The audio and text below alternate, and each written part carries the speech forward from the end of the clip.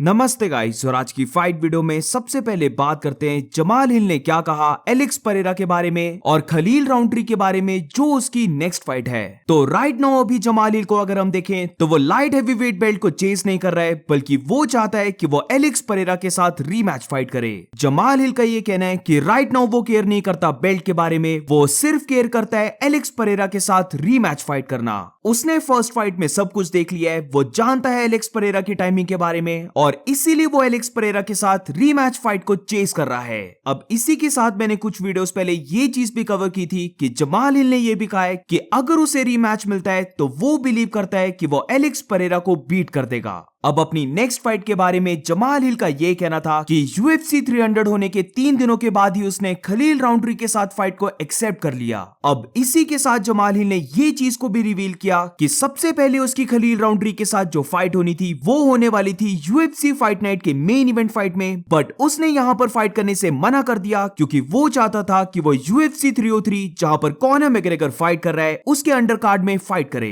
Conor McGregor सबसे बड़ा fighter है तो वो डेफिनेटली चाहता था कि वो कॉनर के अंडर कार्ड में फाइट करे। मेरी ओपिनियन में ये डिसीजन जमाल हिल का काफी स्मार्ट है क्योंकि एक तो कॉनर के कार्ड में फाइट करने से उसे ज्यादा एक्सपोजर मिलेगा, ज्यादा फैंस उसकी फाइट को देखेंगे एंड ऑल्सो इसी के साथ जो उसकी बेस सैलरी होगी वो भी थोड़ी सी इंक्रीज हो जाएगी। अब जमाल हिल की बात लगी है तो आज की नेक्स्ट फाइट अपडेट में बात करते हैं UFC 303 के बारे में। तो राइट नाउ अगर हम देखें तो ये शो कर रहा है कि UFC 303 की जो मेन इवेंट है वो ऑब्वियसली कॉनर मैग्रेगर और माइकल चैंडलर की है, बट इसी के साथ अगर को मेन इवेंट की बात करें तो यहां पर शो हो रही है जमाल हिल वर्सेस खलील राउंट्री की fight. But just like UFC 302 यहां पर भी अगर हम देखें तो मुझे ऐसा लगता है कि इस कार्ड में भी एटलीस्ट एक या फिर 2 बिग फाइट्स को और ऐड करना चाहिए। वैसे तो अगर हम कॉर्नर के कोई भी कार्ड को उठा के देख लें तो मोस्टली जो कॉर्नर के कार्ड रहते हैं वो इतने अच्छे नहीं रहते हैं, जहां पर सारा मनी जनरेट किया जाता है कॉर्नर के नाम से ही, और काफी चांसेस हैं कि UFC 303 में भी ऐसा ही कुछ हो। बट स्टिल अभी एक स्लाइड होप है जो मैंने लास्ट वीडियो में कवर किया था, जहां पर ये चांसेस बन रहे हैं कि इयन गैरी की फाइट हो सकती है कोबी कविंटन के साथ। अब जैसे मैंने अभी रिवील किया कि UFC 303 की जो को मेन इवेंट है वो शो हो रही है जमाल हिल और खलील राउंट्री के बीच में, तो इसी को लेकर इयन गैरी ने रिप्लाई भी किया है, जहां पर इयन गैरी ये बिलीव नहीं करता है कि UFC 303 की को मेन इवेंट उनकी रहने वाली है, और इसी को लेकर इयन गैरी ने ट्वीट भी किया कि ये जो फाइट है ये को मेन इवेंट नहीं बल्कि फीचर्ड फाइट होगी।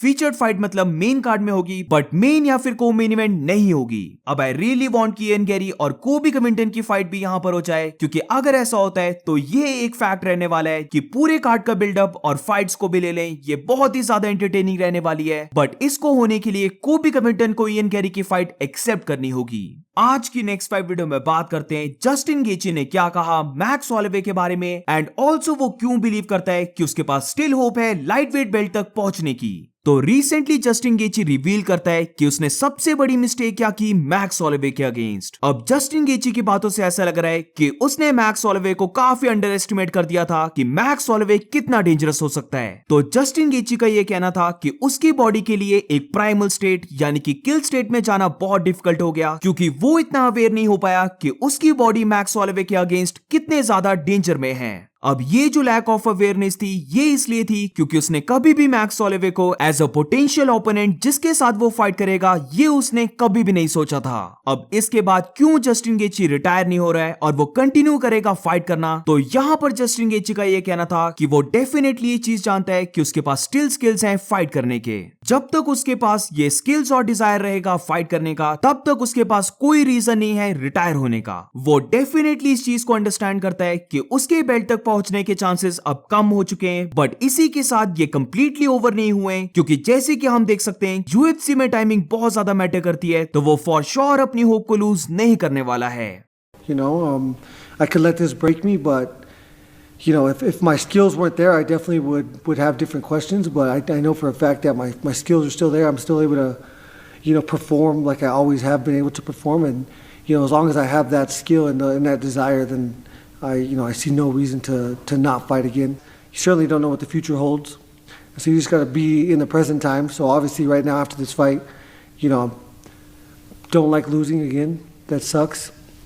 You know, my potential to fight for a belt is definitely diminished. However, it's not impossible. You know, I knocked out Dustin Poirier. Now he's fighting for a belt. You never know what this sport's going to bring. So I'm going to stay stay healthy, stay, not get too out of shape, because at this age, I don't want to get too far out of shape. I completely agree with Justin Gaethje, क्योंकि मुझे भी ऐसा नहीं लगता कि Justin गेची को अब title shot कभी भी नहीं मिल सकता। अगर जस्टिन गेची कपल ऑफ फाइट्स को विन कर लेता है, वो भी काफी इंप्रेसिव वे से, तो फिर उसे लाइट वेट डिवीजन का टाइटल शॉट भी मिल सकता है, जहां पर top of the light weight division को अगर हम देखें तो टाइमिंग की वजह से डस्टिन को टाइटल शॉट मिल गया, बट उसके अलावा सिर्फ अभी अरमान सरूकिन है जिसका टाइटल शॉट कंफर्म है। बट फिर उसके बाद चार्ल्स ओलिवेरा, जस्टिन गेची हो गया, रफाइल फिजीव हो गया, या इवन मैथ्यूज गैम्ब्रॉट हो गया, इन सारे टॉप फाइटर्स का बहुत ज्यादा अनक्लियर है कि कब उन्हें टाइटल शॉट मिल सकता है। और मेरी ओपिनियन में जब ये फाइटर्स आपस में फाइट करेंगे और इनमें से जो फिर विन करेगा उन्हें मिलने वाला है टाइटल शॉट। तो डेफिनेटली जस्टिन गेची या इवन चार्ल्स ओलिवेरा, इन दोनों की टाइटल रन अभी ओवर नहीं हुई है, और अगर वो अपनी फाइट्स को विन कर लेते हैं तो काफी चांसेस हैं कि उन्हें फिर से टाइटल शॉट मिल जाए। आज की नेक्स्ट फाइट वीडियो में बात करते हैं UFC 300 के दो ऐसे फाइटर्स के बारे में जिनको अभी तक सैलरी नहीं मिली है। तो NSAC यानी कि नवाडा स्टेट एथलेटिक कमीशन, इन्होंने डिएगो लोपेस और अरमान सरूकिन की पे को होल्ड कर लिया है, क्योंकि UFC 300 के टाइम दोनों फाइटर्स ने कुछ ऐसी चीजें की हैं जो कमीशन की गाइडलाइन के अकॉर्डिंग इलीगल थी। तो ये चीज सबको पता होगी कि जब अरमान सरूकिन अपनी एंट्रेंस कर रहा था तो उसने ऑडियंस में से एक पर्सन के ऊपर अटैक कर दिया था।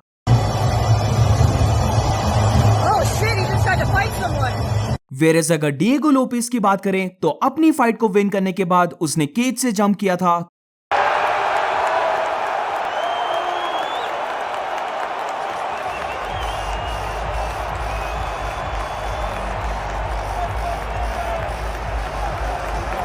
और ये दोनों चीजें नवाडा स्टेट एथलेटिक कमीशन को जरा भी ठीक नहीं लगी, और इसीलिए उन्होंने दोनों की पे को अभी होल्ड करके रखा है। अब टू बी वेरी ऑनेस्ट, अरमान का हम बोल सकते हैं समवट वैलिड है, क्योंकि जो पर्सन उसे ट्रोल कर रहा था, अरमान ने उसे पंच करने की ट्राई की जो कंप्लीटली इलीगल है। बट अगर डिएगो लोपेस की बात करें तो मुझे नहीं लगता कि एथलेटिक कमीशन को इतना ज्यादा स्ट्रिक्ट होना चाहिए, क्योंकि सिर्फ डिएगो लोपेस ने केज के ऊपर से जंप किया था, जो आई नो की गाइडलाइंस के खिलाफ है, बट स्टिल आई थिंक कि कभी कभार इतना तो फाइटर्स को लीवे दे देना चाहिए।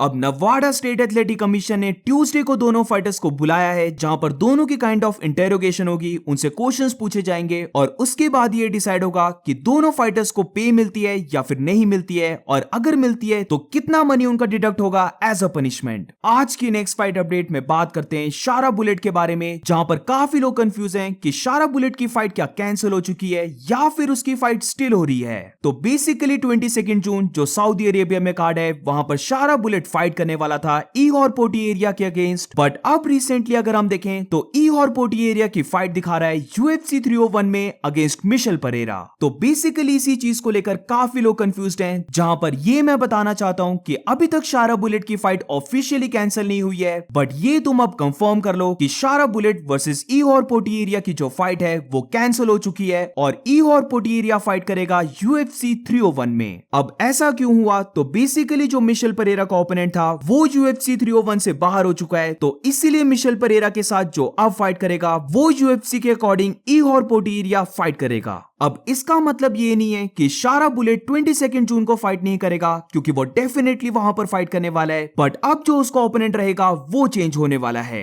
मार्विन विटोरी ने काफी टाइम पहले शारा बुलेट को कॉल आउट किया था, जहां पर शारा बुलेट ने भी इस फाइट को एक्सेप्ट किया था। तो अब मे भी ऐसा हो सकता है कि मार्विन विटोरी फाइट कर ले शारा बुलेट के साथ, जहां पर डेफिनेटली ये फाइट एक बहुत ज्यादा टफ फाइट रहने वाली है एज कंपेयर टू ईगोर पोटिएरिया की फाइट, क्योंकि यहां पर मार्विन विटोरी एक टॉप लेवल का फाइटर है जिसको ग्रैपलिंग भी काफी अच्छे से करने आती है। तो डेफिनेटली शारा बुलेट के लिए ये टफ फाइट होगी, बट शारा बुलेट खुद चाहता है इस फाइट को करना। तो अब लेट्स सी UFC क्या इन दोनों की फाइट बुक करवाती है, या फिर शारा बुलेट को कोई और अनरैंक्ड फाइटर मिलने वाला है। So that's it for today guys. आज की फाइट वीडियो में बस इतना ही। अगर तुम्हें वीडियो अच्छी लगी हो तो please make sure to like subscribe. मिलते हैं नेक्स्ट वीडियो में।